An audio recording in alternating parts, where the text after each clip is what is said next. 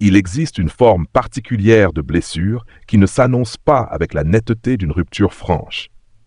Elle ne survient pas comme la fin définitive de quelque chose, avec cette douleur terrible, mais à terme, traversable que permet la finalité. Elle arrive plutôt comme une disparition, comme si la personne qui vous a blessé, celle qui a dit ou fait ce qu'il ne fallait pas, ou qui s'est retirée d'une manière qui a fini par franchir la frontière entre le difficile et le dommageable, s'effaçait ensuite en elle-même, comme si la douleur qu'elle avait causée était quelque chose qui lui était arrivé, plutôt qu'un acte qu'elle avait posé envers vous. Et vous restez là, à porter à la fois la blessure et la confusion, essayant de comprendre une douleur sans contour net, parce que la personne qui en est à l'origine ne reste pas assez longtemps pour en assumer la responsabilité. Vous tentez de faire le deuil de quelque chose qui, en réalité, n'est pas tout à fait terminée, puisqu'elle n'est pas vraiment partie. Elle s'est simplement retirée dans un lieu inaccessible, y vivant avec une apparente maîtrise de soi, qui, depuis votre perspective, ressemble à la réponse la plus dévastatrice possible à ce qui vient de se produire entre vous. C'est là que se cache le profil évitant. Comprendre ce qui se joue réellement dans ce retrait, ce qui se passe à l'intérieur d'une personne qui a blessé quelqu'un auquel elle tient sincèrement, puis s'est soustraite aux conséquences de cet acte, constitue l'un des aspects les plus essentiels et les plus souvent mal interprétés de la psychologie de l'attachement évitant. Car ce retrait n'est pas ce qu'il semble être. Et ce que cette personne désire réellement, dans la profondeur de ce repli, n'est pas ce que son comportement laisse paraître. Savoir cela n'efface pas la douleur, mais en modifie la forme. Et cette forme, en réalité, a une importance considérable.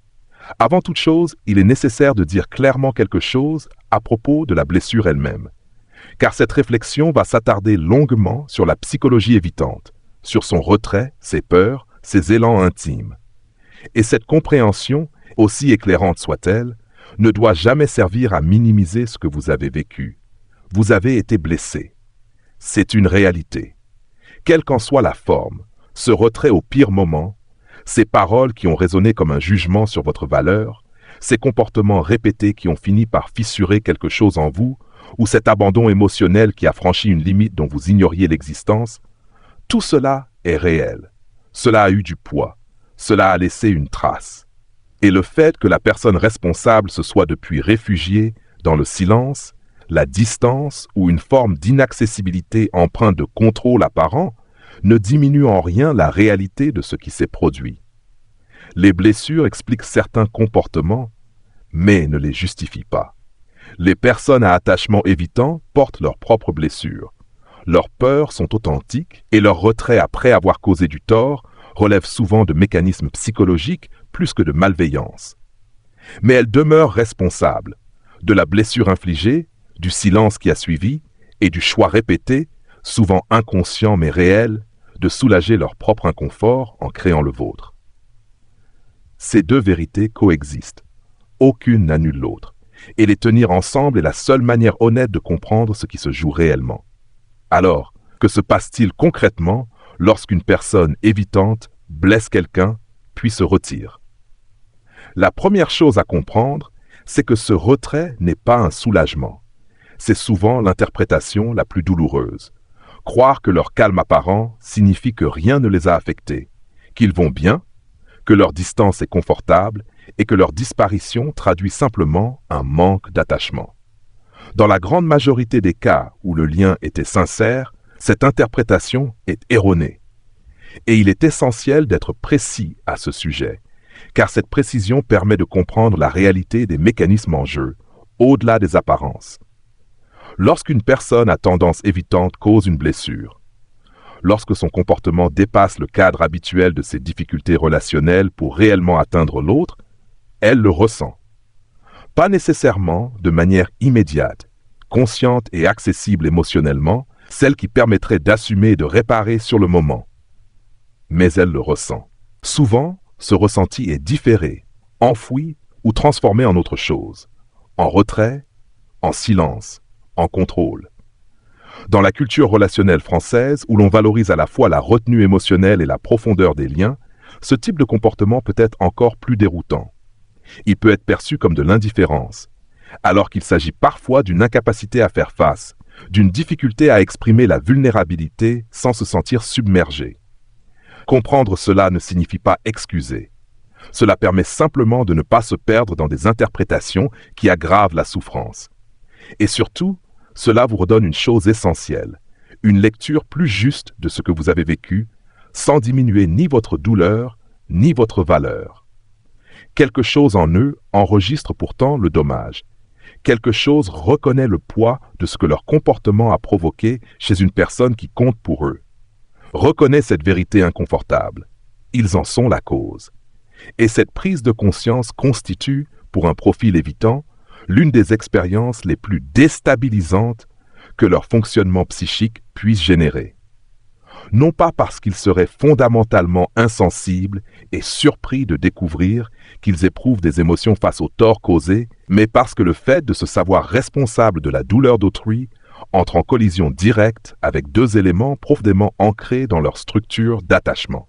Ils portent souvent au cœur de leur psychologie une croyance fondamentale installée bien avant votre rencontre. L'idée qu'à un niveau essentiel, ils sont compliqués, trop ou pas assez, et que leur manière d'être finit inévitablement par poser problème à ceux qui cherchent à les aimer. Lorsqu'ils blessent quelqu'un, cette croyance ne reste pas silencieuse. Elle s'active. Elle murmure, ou parfois crie, « Tu vois, c'est exactement ce que tu fais. Tu t'approches et ensuite tu abîmes ce qui compte. » La honte qui en découle, intense, brûlante, presque insoutenable, n'est pas une émotion que leur mécanisme interne régule facilement. Alors, plutôt que de la traverser, ils la fuient. Le retrait n'est pas tant une fuite de l'autre qu'une tentative de s'éloigner d'eux-mêmes. Le second mécanisme activé est la peur. Plus précisément, la peur de la responsabilité relationnelle. Non pas une responsabilité formelle, mais celle qui consiste à se tenir face à quelqu'un que l'on a blessé, à rester présent devant l'ampleur de ce que l'on a provoqué, à voir la trace dans son regard, à entendre ce que l'autre a vécu sans détourner le regard, sans se protéger derrière des stratégies d'évitement. Pour un profil évitant, cela peut être véritablement terrifiant. Pas au sens figuré, mais dans une réalité physiologique. Leur système nerveux perçoit l'exposition émotionnelle comme une menace. Faire face à la douleur causée implique précisément cette ouverture, cette vulnérabilité sans défense que toute leur construction psychique a appris à éviter. Cela demande d'assumer sans se réfugier dans la distance, d'accepter d'être vu dans un moment d'échec, d'offrir une réparation, ce qui suppose de reconnaître ses torts, d'en mesurer l'impact et de rester émotionnellement présent face à la souffrance de l'autre sans se replier sur soi.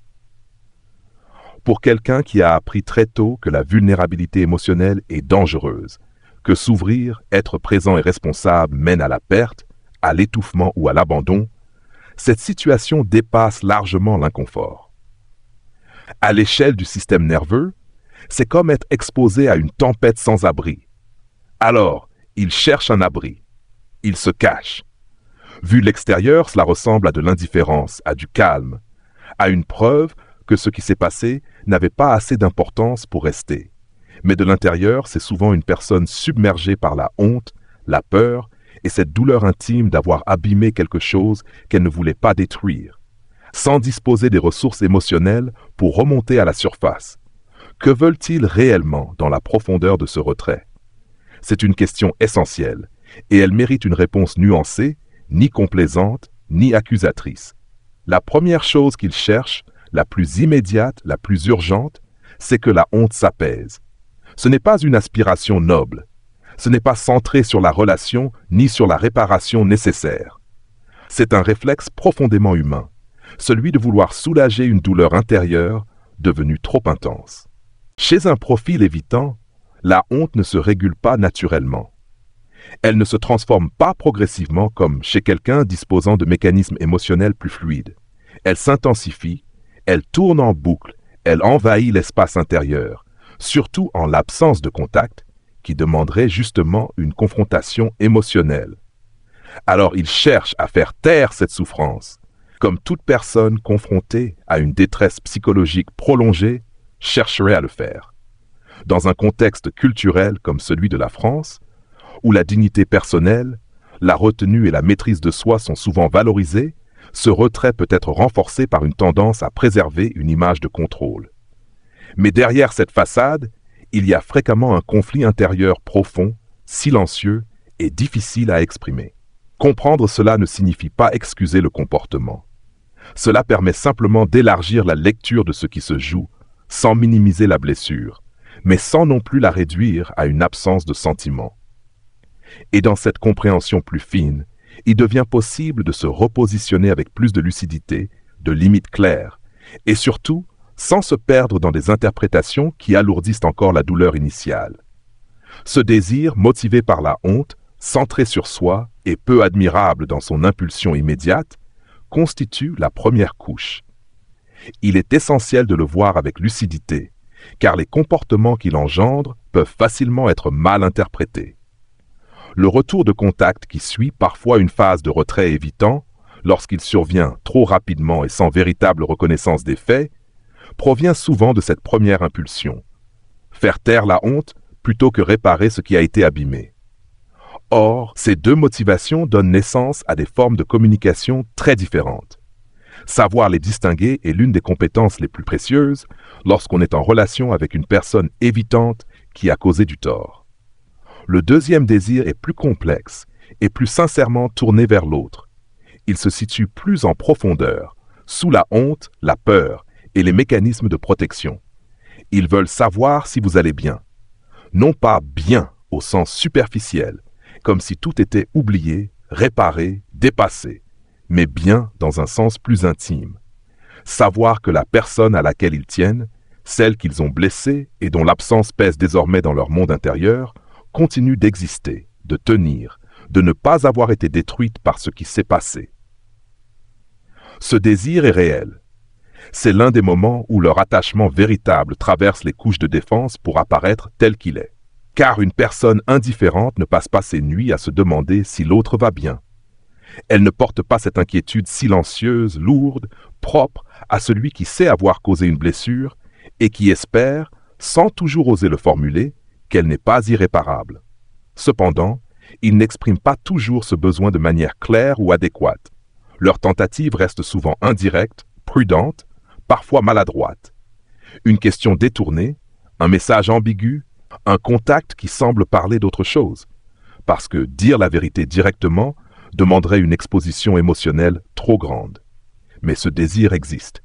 Il est constant, discret et bien plus profond qu'il n'y paraît.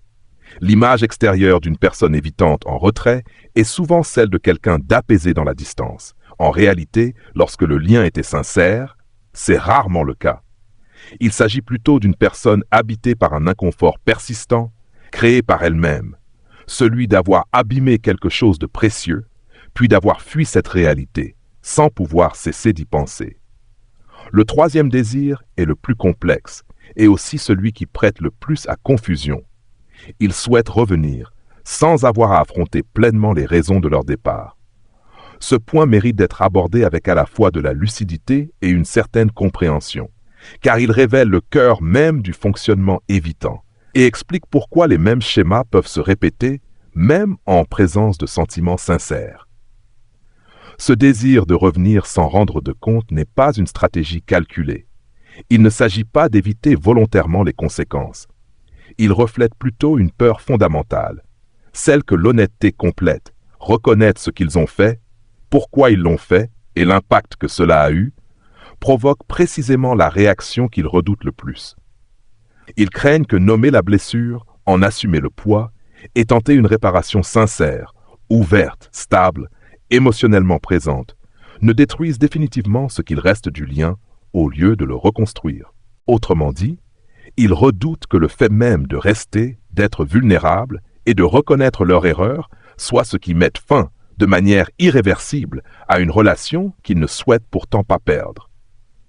Dans un contexte culturel comme celui de la France, où les relations s'appuient souvent sur une certaine pudeur émotionnelle, mais aussi sur une exigence d'authenticité, ce paradoxe est particulièrement délicat. Car si la retenue peut être comprise, l'absence de responsabilité, elle finit souvent par fragiliser profondément le lien. Comprendre ces mécanismes ne revient pas à les accepter sans limite. Cela permet simplement d'avoir une lecture plus fine, plus juste, et surtout de faire des choix relationnels en conscience, sans minimiser ni la réalité de la blessure, ni la complexité humaine qui l'entoure. Voici l'ironie tragique au cœur du comportement évitant après avoir causé une blessure. Ce qu'il redoute le plus, la responsabilité réelle, la réparation sincère, la vulnérabilité honnête et durable qui consiste à rester présent face aux conséquences de leurs actes, est précisément ce qui pourrait, en réalité, restaurer le lien, et ce vers quoi il se tourne à la place. Un retour progressif sans véritable confrontation, une reprise lente de la relation sans nommer clairement ce qui s'est passé ni pourquoi. Et justement ce qui risque le plus de produire l'issue qu'ils craignent.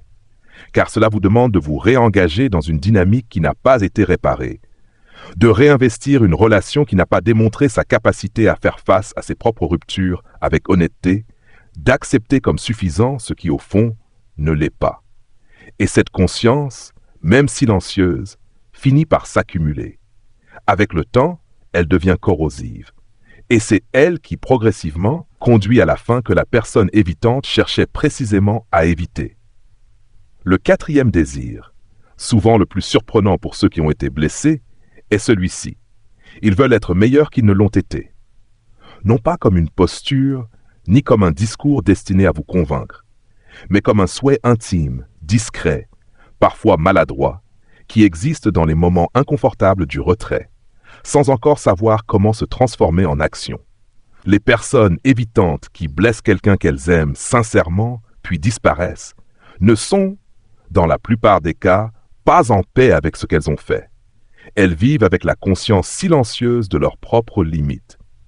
Elles perçoivent, souvent avec une lucidité difficile à supporter, l'écart entre la personne qu'elles voudraient être dans une relation et celle qu'elles ont été en réalité.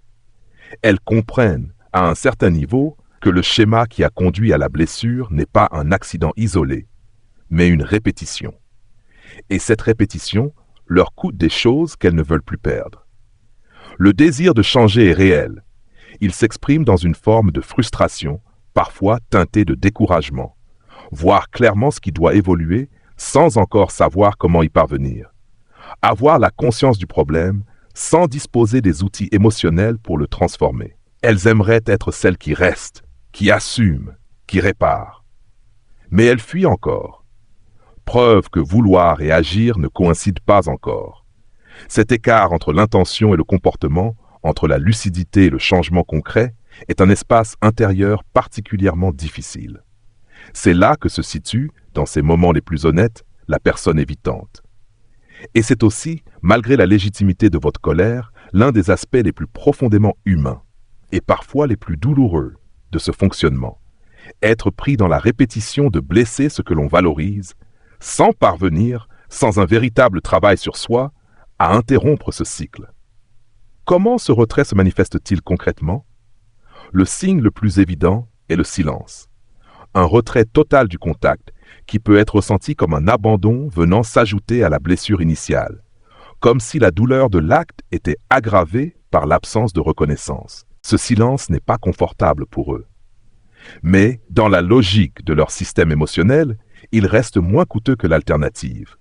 Reprendre contact et devoir assumer pleinement ce que ce contact impliquerait. Un autre signe, plus subtil, est la mise en scène d'une normalité dans les espaces où leur vie reste visible sans engagement direct. Continuer à vivre, à apparaître fonctionnel comme si rien n'était perturbé. Cette posture a une double fonction. D'une part, elle envoie un message implicite. Je vais bien. Ce n'est pas si important. D'autre part, elle leur permet de maintenir une image d'eux-mêmes comme quelqu'un qui maîtrise ses émotions, plutôt que quelqu'un submergé par elles. Dans les deux cas, cette apparente normalité est fragile. Elle ne reflète pas nécessairement la réalité intérieure, mais sert plutôt de protection. Car montrer ouvertement qu'ils ne vont pas bien, qu'ils sont affectés, qu'ils portent les conséquences de leurs actes, représenterait un niveau d'exposition émotionnelle qu'ils ne sont pas encore capables de soutenir. Dans un contexte culturel comme celui de la France, où l'on valorise souvent la retenue et la maîtrise de soi, ce type de comportement peut facilement être interprété comme de la froideur ou du détachement. Pourtant, il s'agit fréquemment d'un mécanisme de défense face à une intensité émotionnelle difficile à gérer. Comprendre ces dynamiques ne signifie pas les accepter sans discernement. Cela permet simplement de mieux distinguer ce qui relève du fonctionnement psychologique et ce qui, malgré tout, nécessite des limites claires pour préserver votre propre équilibre. Un autre signe caractéristique est cette forme de surveillance indirecte. Suivre ce que vous devenez sans passer par un contact direct.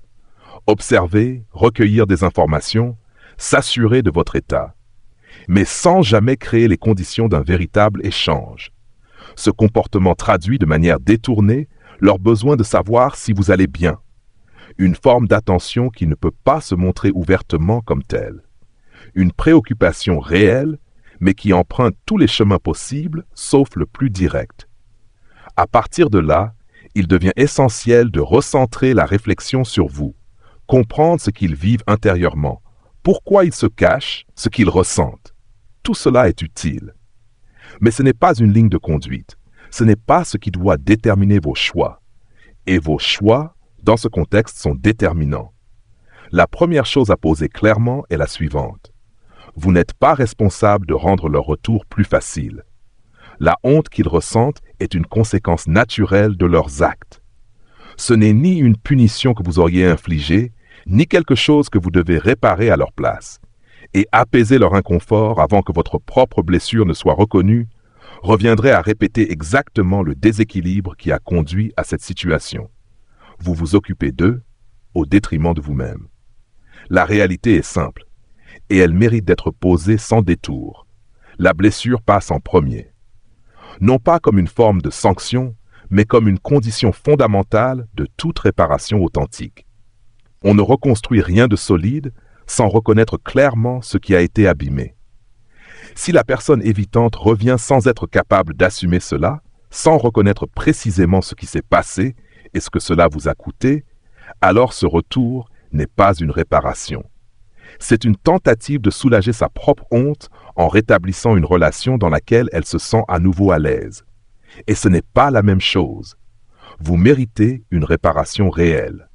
Il est important de le dire clairement, car les dynamiques liées à l'attachement évitant peuvent donner l'impression que demander une véritable responsabilité est excessif, comme si exprimer vos besoins risquait de fragiliser le lien.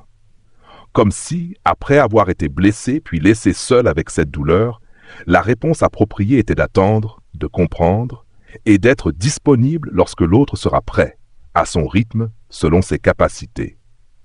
Ce n'est pas le cas. La réponse juste consiste à poser une condition simple et légitime. Le retour doit s'accompagner d'une responsabilité honnête, pas de manière agressive, pas pour provoquer une réaction, mais avec la clarté calme de quelqu'un qui sait ce qu'il a vécu, ce que cela a coûté et ce qui est nécessaire pour avancer.